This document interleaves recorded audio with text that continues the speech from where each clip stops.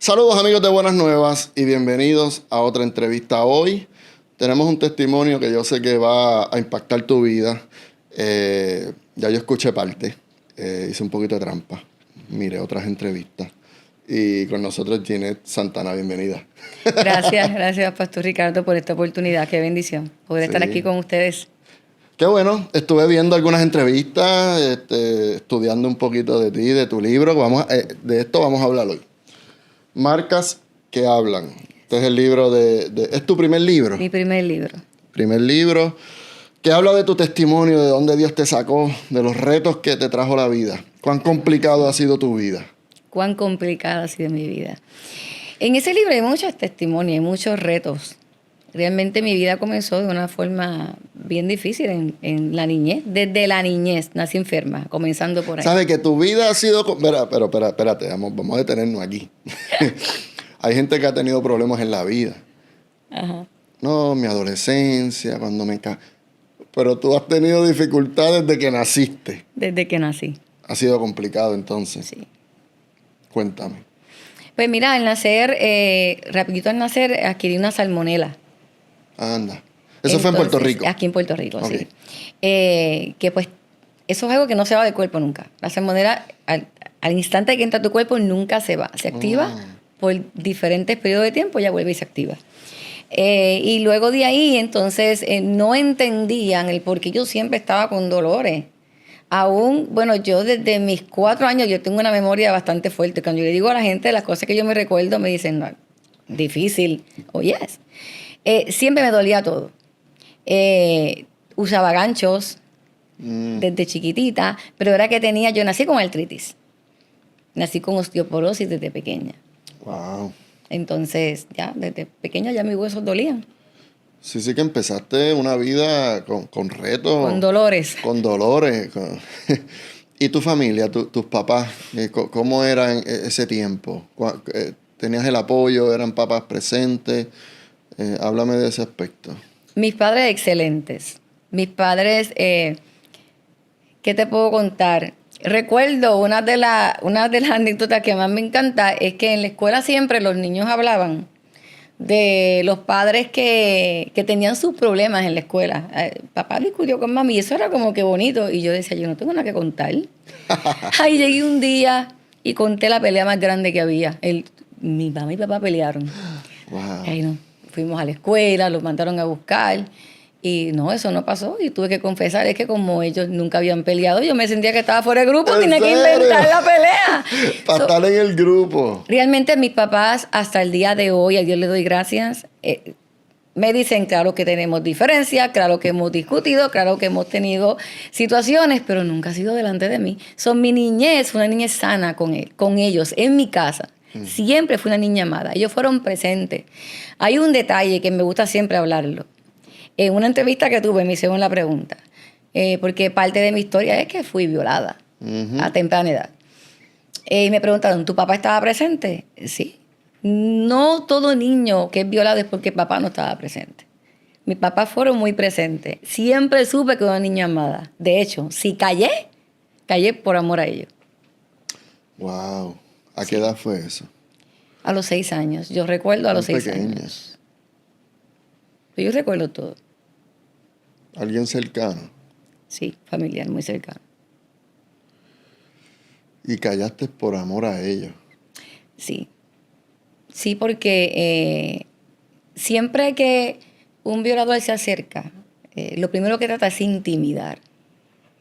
En mi caso, si tú hablas, papá me va a hacer algo y va a ir preso. Tú nunca me lo vas a ver. Mi papá era mi héroe. Pues no hay que callar. Y el problema no es tanto la niña. Porque la niña vivió esas violaciones. Fueron 6 años de violación, de los 6 hasta los 12. El problema es la adulta que no ha sanado. Porque la niña quedó allí. Pero mi vida fue un debacle de errores, aún estando en el Evangelio, porque no había sanado.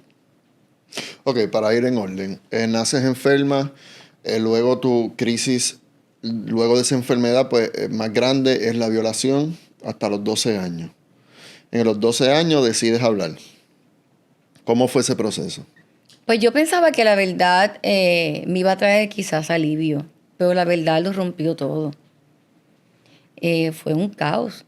La familia, pues, en un momento dado, pues, se deshizo, porque estas son cosas que tú no esperas. Y si en este tiempo es un tabú hablar de esto, porque todavía eso no se quiere tocar, en aquel tiempo era mucho más. Porque lamentablemente, muchas de estas situaciones ocurrieron en el entorno cristiano. O sea, estamos hablando, tu familia es una familia cristiana que iba a la iglesia. Sí. Yo me crié en el Evangelio. Que es un entorno cristiano. Sí. ¿Y qué preguntas te venían a la mente? 12 años. ¿En qué momento decides entonces, pues voy a hablar, esto me va a traer sanidad? ¿Qué pasaba por tu mente? Desde mis 6, 7 años, yo recuerdo que yo siempre le preguntaba al Señor, ¿dónde tú estás? ¿Por qué? Porque tú no muestras. Oye, yo vengo de una iglesia donde el poder de Dios, yo sabía que entraba la gente mal y se levantaba profeta. Era una cosa terrible. Bueno, vengo de cultos donde se cerraban las puertas y de aquí no sale nadie. Y eran unas experiencias brutales. Y yo decía, pero ¿por qué tú no puedes mostrarle? Sí, ¿cómo aquí pasa esto? ¿Por qué aquí tú haces tanto, pero acá? No le muestra lo que él me está haciendo. Porque después que pasaba todo esto, yo me tenía que subir al altar a cantar. Yo siempre canté desde niña. Aún en medio del proceso. Todo el proceso. Yo aprendí a crear máscaras. Wow. Delante de la gente, yo una niña, hay gente que me dicen, jamás pensé que tú estabas viviendo eso en ese proceso. Yo una niña que cantaba, pero a pesar de todo era callada. Delante de todo el mundo era activa, pero vivía con miedo a todo, con miedo a todo. Y me lleva a pensar, si tú lo viviste, ¿habrá mucha gente viviendo con máscaras en los altares? Te cuento algo. Una persona que me preguntó que por qué yo escribí marcas. Yo comienzo hablando de la niña y de la niña que vivió no solamente la violación. Hay muchos procesos ahí que viví. Hablo de la muerte de un hijo, hablo del suicidio, hablo de muchas cosas. Hablo del cáncer, cuando me tocó el cáncer, que me dieron meses de vida. Hablo de todo eso ahí. Porque mi cuerpo y mi alma estaba totalmente enferma. Una persona me dice, ¿por qué hablar de algo tan privado como tu testimonio? Porque yo no quiero, yo me rehúso, pastor, a que todavía a estas alturas hayan ministros que sigan ministrando desde el dolor. Yo salía y yo ministraba. Yo veía a las mujeres siendo libres. Yo veía a las mujeres que habían perdido un hijo ser restauradas. Yo veía a mujeres y a hombres devolver el cáncer. Pero cuando yo llegaba al cuarto del hotel, le decía al Señor, yo sigo enferma, yo me estoy muriendo. Porque yo no siento lo que predico. Yo necesito sentirlo. Mi tema hoy es otro. Si yo hubiese sabido que la sanidad me iba a llevar a donde yo estoy hoy, a poder hablar con esa libertad y a poder decirles ahora, de oídas te había oído, ahora mis ojos te están viendo. Tenemos ministros sufriendo en los altares. Porque, ¿con quién vamos a hablar? ¿Con quién? Si yo soy honesta contigo, lo vas a usar mañana para dañarme. Pero tenemos a veces niños dentro que no han sanado y estamos tratando de sanar a otros cuando nosotros mismos estamos luchando con nuestras propias luchas internas. Que no tenemos culpa, que no nos enseñaron a hablar. Nos enseñaron a simplemente callar y orar. Y mi mensaje a cada ministro siempre ha sido ese. Yo estoy aquí, no me importa qué. Tú necesitas hablar con alguien. El suicidio no es una opción. Encerrarte no es una opción. La cueva no es una opción. Llámame. Levanté Kingdom King Ministry, un grupo de capellanes y consejeros cristianos que estamos formando para una línea de emergencia. Que tú puedas saber que va a haber confidencialidad. Tú no sabes con quién hablar. Y después de haber levantado a tantos ministros, cuando me tocó la crisis de suicidio, nadie tocó mi puerta. Pero Dios llegó. Dios llegó allí a mi cueva. Ok, hablamos del suicidio, hablamos de una muerte de un hijo, hablamos de enfermedad, de violación. Quiero pasar todo eso y quiero llegar al momento donde Dios intervino contigo. Quiero saber qué pasó, en qué momento todo ese dolor llegó a su final o hubo un giro en tu vida donde viste la mano de Dios entrar y decir, ok, ahora vamos a entrar a un nuevo comienzo, una nueva vida. ¿Qué pasó en tu vida? Estaba en mi peor momento un día y recibí una llamada de un ministro de Nueva York y me dijo, tengo un evento muy grande y yo siento que tú eres la predicadora. Y yo le dije, ¿tú oraste a Dios por eso? Me dijo, bueno, yo siento, y esto no se trata de sentimiento, ¿tú oraste a Dios por eso? Me dijo, pues pastora, la verdad que no, pero lo siento. Yo le dije, entonces es tu sentir, porque yo estoy en mi peor momento en el suelo. Yo acabo de atentar contra mi vida ayer. Cuando yo recibí tu llamada, era porque yo pensé que ibas a orar por mí. Y en ese momento recuerdo que le dije al Señor, yo no quiero seguir así. Yo no voy a tomar un micrófono más. Llamé a una pastora amiga y decidí sentarme con ella. Y le dije, yo necesito que alguien me pastoree. Y decidí sentarme. Fue bien duro. Porque cuando tú decides sentarte, la gente piensa que estás en pecado, que algo mal hiciste. No, estaba enferma y no había sanado. Y yo no quería seguir así. Pastor, yo predico hoy desde un punto que yo me disfruto lo que hago hoy. He aprendido a conocer a Dios en todas mis etapas, pero yo no me había tomado ese tiempo. Y recuerdo que en ese tiempo cerré la agenda y comencé a trabajar conmigo. No fue fácil. Permitir que Dios entre a todas esas áreas que tú por tanto tiempo tapaste. Porque uno aprende a sobrevivir. Y realmente recuerdo que ese día, después de que hablé con ella, le dije, yo necesito sentarme y yo necesito sanar. Y después que tuve el tiempo de sanidad, tuve 1 año y medio sentada, que volví, entonces dije, ahora voy a escribir. Ahora voy a escribir porque el libro ya había comenzado. Había comenzado desde la niña, había comenzado desde las violaciones, había comenzado desde el suicidio del familiar, había hablado de los míos. Mi primer intento de suicidio fue a mis 7 años, después de una violación. Wow, a los 7. A los 7 años intenté pegarle fuego a un lugar y los bomberos llegaron y de ahí adquirí un temor por el fuego. O sea, fueron muchos procesos. Pero el libro quedó hasta la muerte de mi hijo. Nunca más lo volví a tocar. Y después de la sanidad, entonces, porque no solamente hablo de la niña que comenzó, hablo de los errores que cometí en el proceso por no haber sanado, de los que cometí aún siendo ministro y también hasta donde estuve encejada en aquella cueva y lo que Dios hizo. Y me imagino que lo que viene después será el próximo libro. Porque después de ahí ha sido hermoso lo que Dios hizo. Pero realmente después de haberme levantado, ese fue el motor. Decir, yo no puedo callar esta verdad. La primera vez que hablé, recibí 5 llamadas de ministros. Fue un video, porque se me zafó. Porque yo no pensaba hablar de que yo había atentado contra mi vida. Eso yo no lo quería hablar. Pero en la emoción de un servicio, el Espíritu Santo tomó el control.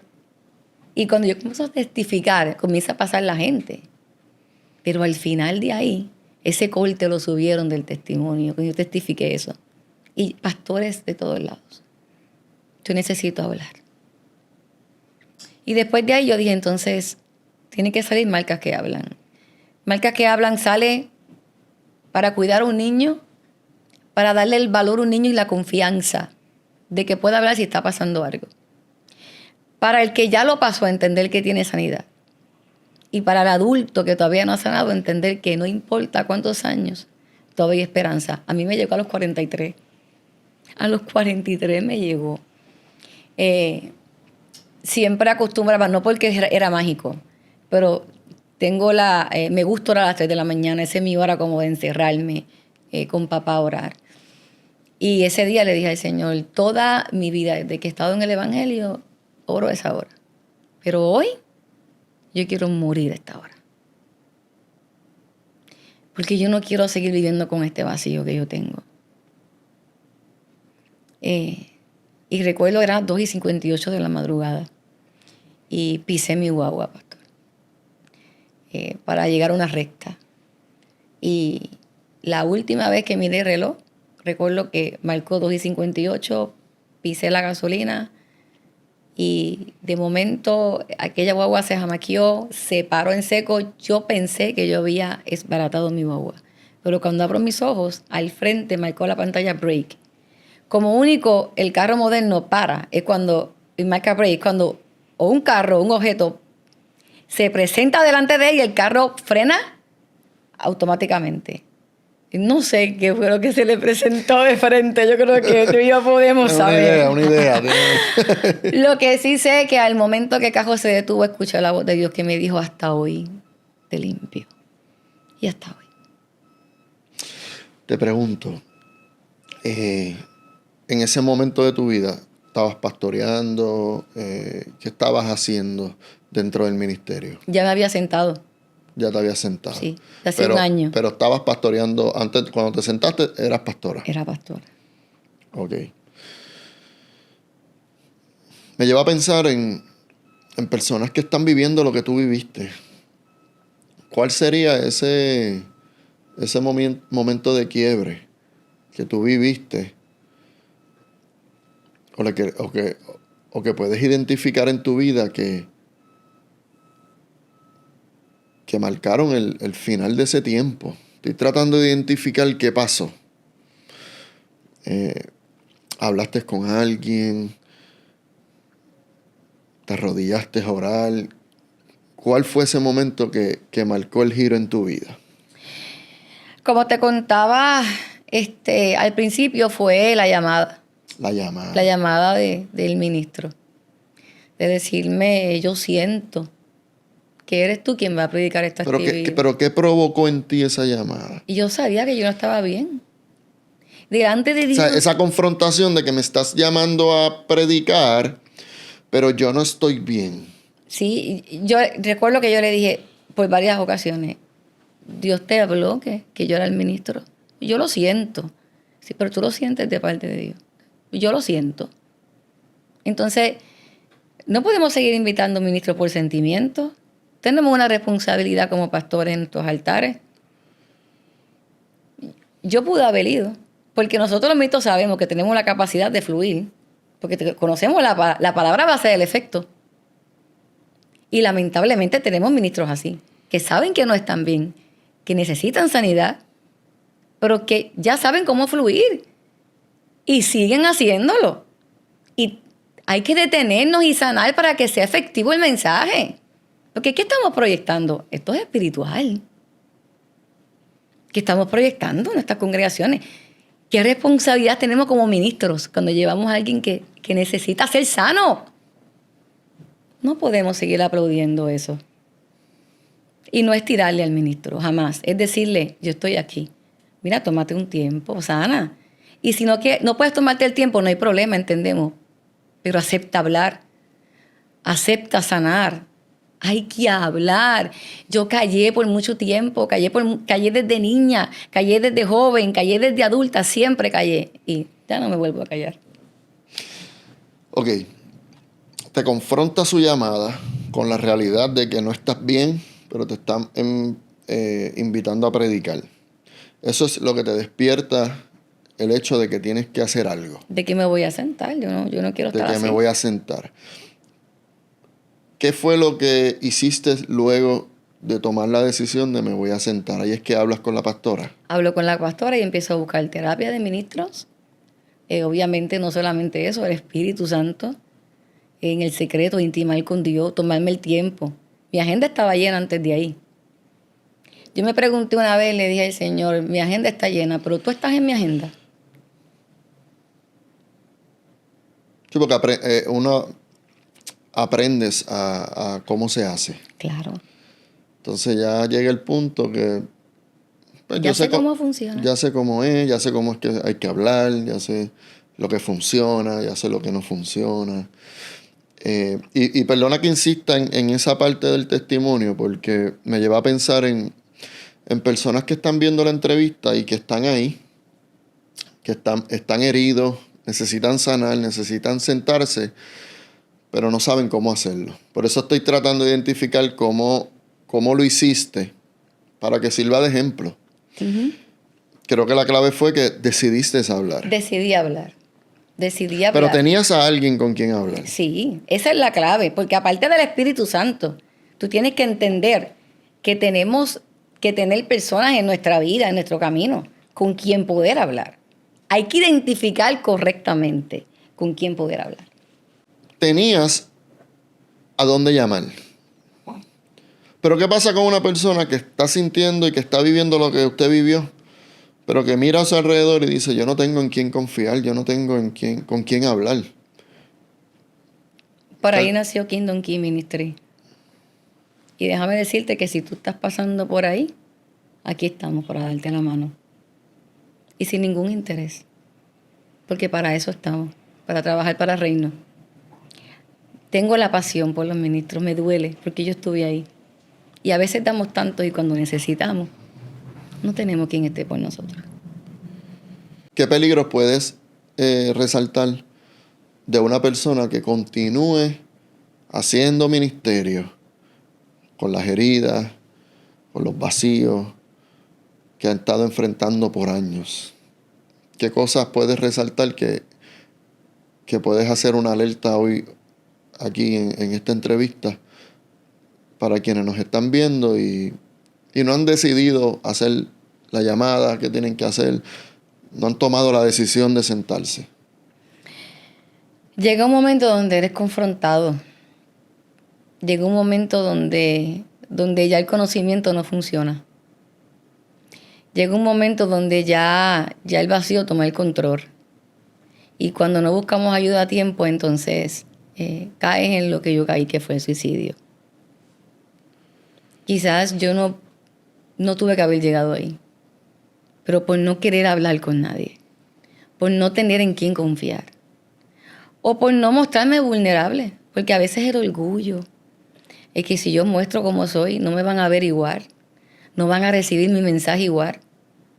Que eso no sea el temor por tu hablar, no porque el que la gente te vea, el que dirán, no, ese debe ser el motor más por qué hablar. Y si no tienes a nadie, aquí estamos nosotros para darte la mano, para escucharte, para ayudarte. Pero déjame decirte que siempre tenemos que identificar, porque siempre hay alguien a nuestro lado con quien podemos hablar. Siempre hay alguien a nuestro lado con quien podemos hablar. Pero sobre todas las cosas, ser transparente ante la presencia del Señor. Yo recuerdo que en una madrugada le dije al Señor, hay cosas que yo no puedo identificar, pero muéstramelas tú. Muéstrame en qué punto, a dónde tengo que volver. Dios me llevó hasta aquella niña. Pedirle perdón a esa niña que aguantó tanto. Yo me culpaba de todo. Para mí yo era culpable de todo. Entonces, aún hasta como ministros, nos comportamos igual. Porque vivimos con tanto dolor que a veces estamos cargando hasta de más. Yo cargaba todo. No había un hospital que yo no fuera. El hermano aquí estaba. Yo no tenía día ni familiar. A consecuencia de eso, mis hijos, yo le doy gracias a Dios por mis hijos, que Dios los preservó. Los pude como rescatar al final. Pero llegó un tiempo en que mis hijos también se me rebelaron. Me decían, mamá, tú estás para todos. Porque para mí el que me llamaba, corre. Porque como para mí nadie corrió. El que me llamaba a 2, 3 de la mañana, mamá corría. Entonces estaba para todos. Y llega un punto en el que ya nada funciona. En el que tú das tanto y cuando llegas sigue el vacío. Yo llegué a ese vacío. Al punto que a la hora de que siempre oraba, le dije al Señor, ya yo no aguanto esta soledad. Yo no quiero seguir viviendo. Por no buscar ayuda antes. Y no puedo decir que no me lo ofrecieron. Sí me lo ofrecieron. Pero yo no quería hablar. no quería ser transparente porque había una reputación que mantener. Me gustaría que mirando a la cámara pudieras darle un mensaje a esa persona que está haciendo ministerio y que es tiempo de que se siente, que sane, que se restaure, para luego continuar. Déjame decirte que testificaba creo que el domingo pasado, que lo que he visto hacer Dios después de este proceso ha sido bien grande. No solamente en mi vida, en la vida de los míos. Aún he visto promesas que estaban detenidas, las he visto cumplirse. Regalos que Dios tenía preparados para mí que yo no me explicaba por qué. Los he visto comenzar a fluir. Aún llegó un momento en mi vida que hasta económicamente me vi tan afectada y todo comenzó a fluir. Cuando yo tomé una decisión y fue ser transparente ante la presencia de Dios y decirle, toma tú el control ahora y sana. Si tú tomas la decisión de hacerlo, déjame decirte que lo que vas a experimentar de parte de Dios es algo que tú nunca lo has sentido. La paz. Yo decía algo, pastor, y antes de dar mi último mensaje, quiero contar esto. Una madrugada le dije al Señor, yo he predicado toda mi vida de la paz que sobrepasa todo entendimiento. Pero no la sentía. Pero una madrugada en medio de la crisis, le dije al Señor, yo necesito sentir la paz que sobrepasa todo entendimiento. Ya yo no quiero hablar de una teoría. Yo quiero decir que yo lo sentí. Pastor, esa madrugada orándole al Señor, fue como si me hubiesen dado un tranquilizante desde la cabeza hasta los pies, que mi cuerpo como que se adormeció. Y yo le dije, wow, esto es sentir tu paz que sobrepasa todo entendimiento. Mi amado, la paz que sobrepasa todo entendimiento sí existe. Y después de predicar por muchos años, a los 43 la vine a experimentar. Ay, pastora, ¿cómo así? Pues sí. En el secreto que le pedí al Señor, hazlo. Y hoy vivo en la paz que sobrepasa todo entendimiento. Si hay, estoy en paz. Si no hay, estoy en paz. Si estoy triste, estoy en paz. Si estoy contenta, también estoy en paz. Y la libertad que puedo sentir, no solamente yo, el poder saber que cuando alguien necesita, puede llegar a donde mí. Puede decir, yo puedo hablar con ella, porque me va a entender. Así que si estás en ese proceso, atrévete. No esperes a que sea tarde. No esperes a que los tuyos tengan que llorar, porque llega un momento en que la solución se desaparece. Y cuando nosotros no permitimos sanar, le estamos quitando el control a Dios. Y cuando le quitamos el control a Dios, usted sabe a quién se lo estamos entregando. Y cuando se lo entregamos a nuestro adversario, entonces, no hay marcha atrás. Si todavía Dios tiene el control, permite que te lleve, que sanes. Y que cuando tú vuelvas de nuevo a tomar un micrófono, tú vas a ver que la experiencia jamás se siente igual. Pastora, gracias por este tiempo. ¿Dónde las personas pueden conseguirle en las redes sociales? ¿Tiene un evento de lanzamiento del libro? A ver, todos esos detalles. Vamos a estar el 12 de septiembre en Palmas del Mar, Humacao.